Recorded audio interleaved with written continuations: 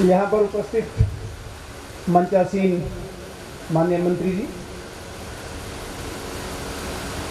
किसी भी परिचय के मोहताज नहीं है जो ऐसे श्री जोशी जी, और यहाँ पर उपस्थित हमारे बहुत पुराने मित्र कमाल साहब, मेरे सभी अधिकारी साथीगण, साथियों, साहित्य प्रेमियों, प्रेस से आए सभी बंधुओं।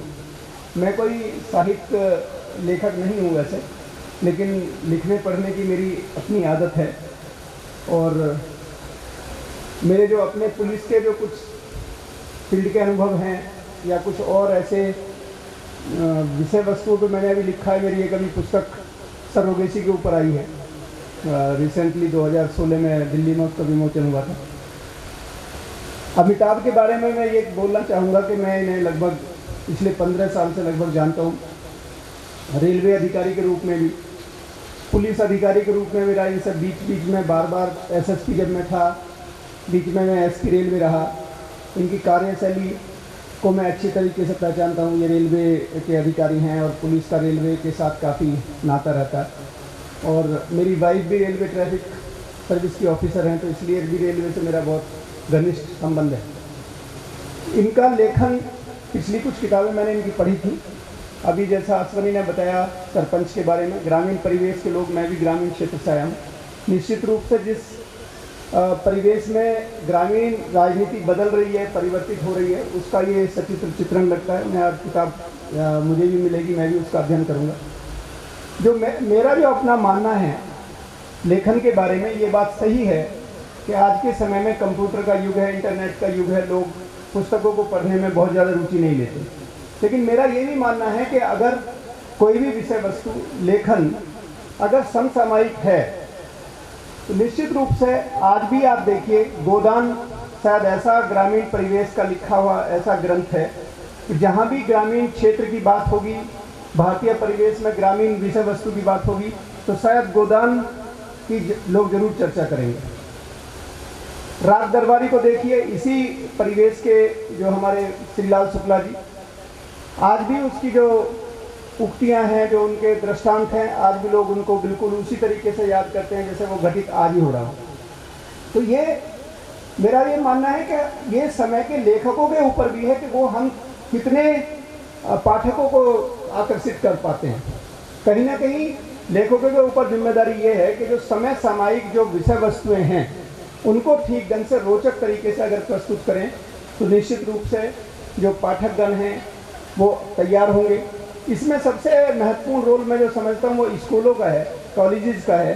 बच्चों को साहित्य के प्रति, क्योंकि अब अध्यापकों का भी रुझान जो है वो पठन पाठन में कम है। मैं ये मानता हूँ कि स्कूलों में अध्यापकों को भी इस तरफ ध्यान देना चाहिए कि वो खुद भी पुस्तकों का अध्ययन करें, साहित्य का अध्ययन करें। एक बात जो और मुझे मेरे अपने पिछले 10 साल के लेखन के समय में समझ में आया कि हमारे यहाँ चाहे वो प्रकाशक हों और ख़ास करके मीडिया के लोग बैठे हैं, मीडिया पे ज़रूर मैं थोड़ा सा उनको सचेत करना चाहूँगा कि कई बार हमारे सब्जेक्ट ऐसे होते हैं कि जो शायद कई बार प्रकाशक भी नहीं समझ पाते और कई बार हमारे मीडिया वाले भी नहीं समझ पाते। इसका मैं अपना ही उदाहरण बताता हूँ कि मैंने सरोगेसी के ऊपर जो पुस्तक लिखी थी, या मैं लेख लिखता रहता हूँ, वो थोड़े से समय से थोड़े 10-15 साल आगे की चीज़ें हैं। जैसे अभी भी लोग तो ये समझ में नहीं आ रहा है कि सरोगेसी कर रहे हैं, लेकिन सरोगेसी एक ऐसे फील्ड को जन्म देने वाला है कि जो क्रिमिनल जो हैं कभी पहचान ही नहीं पाएंगे, चाहे वो डीएनए टेक्नोलॉजी से हो या कुछ भी हो। एक लेख मैंने लिखा, मुझे बहुत सारे लोग कहते हैं कि तुम अंतर्राष्ट्रीय लेख उस पर पटल पर लिखते हो, इंडिया के लिए नहीं लिखते हो। इस बात का मुझे लगभग सभी जो मेरे मित्र हैं वो आरोप लगाते हैं। तो मैंने सोचा चलो इंडियन प्रेस के लिए भी मैं कुछ लिखूँ। मैंने वो पेपर में दिया, जो प्रकाशक महोदय थे दिल्ली के बड़े इंग्लिश के न्यूज़पेपर के, वो उस पर 2 महीने लिए बैठे रहे उस आर्टिकल को। 2 महीने कोई भी लेखक क्यों छोड़ेगा अपने आर्टिकल को। मैंने उन्हें एक मेल लिखी, कहा कि भाई अगर आप इसे 1 हफ्ते में छापते हैं तो ठीक है, अदरवाइज मेरा आपसे कोई मतलब नहीं है। फिर आप, उन्होंने उसका कोई रेस्पॉन्स नहीं दिया जैसे अक्सर होता है। मैंने वो बाहर इंटरनेशनल जर्नल में भेजा, उससे छपना था, वो छप गया। जब वो छप का आया तो मैंने उनको वो जानबूझ के जलाने के लिए, जिसे कहते हैं ना देहाती भाषा में, बिल्कुल मैंने उनको वो मेल फॉरवर्ड की कि ये ज़रा पढ़िए। जब उन्होंने देखा तो वो लिखते हैं, भाई साहब हम तो छापने ही वाले थे, आपने इतनी जल्दी क्यों कर दी। मेरा ये कहना है कि बहुत सारे विषय जो हैं वो इतने महत्वपूर्ण हैं कि जिनको प्रेस वालों को समझना चाहिए, बैठ करके उसको जानना चाहिए। ये नहीं है कि हम रूटीन में कितने लोग, हमारी जो मीडिया है, मीडिया इस चीज़ से ऊपर उभरे कि बस आज कितने लोग मरे, आज कितने एक्सीडेंट हुए, आगे के बारे में समाज को जागृत करने का जो काम है, कहीं ना कहीं वो मीडिया उससे विरत है।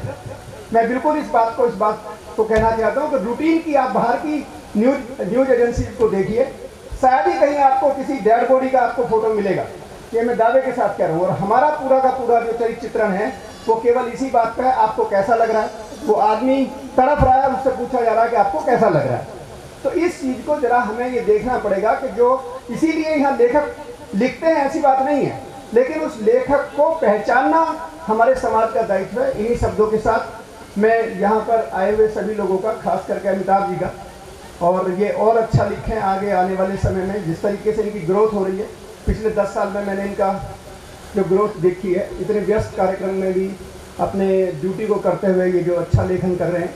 और हर आदमी के अंदर अपना एक लिखने की क्षमता है, लेकिन उसको कहीं ना कहीं हमें अपने अनुभवों को लिखना चाहिए। और इन्हीं शब्दों के साथ यहाँ सभी लोगों का मैं हृदय से अभिनंदन, वंदन, और अमिताभ जी को पुनः पुनः बधाई। धन्यवाद। बहुत बहुत धन्यवाद सर।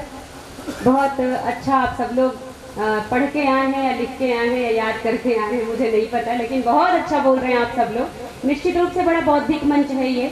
आप सब बहुत अच्छी तरह से यहाँ पे बैठ के अपनी भूमिका निभा रहे हैं, अर्थात तालियां बजा रहे हैं। अब हम चाहते हैं कि अगला नाम श्री कमाल खान साहब का है, वरिष्ठ पत्रकार। आप सबको इनका परिचय देने की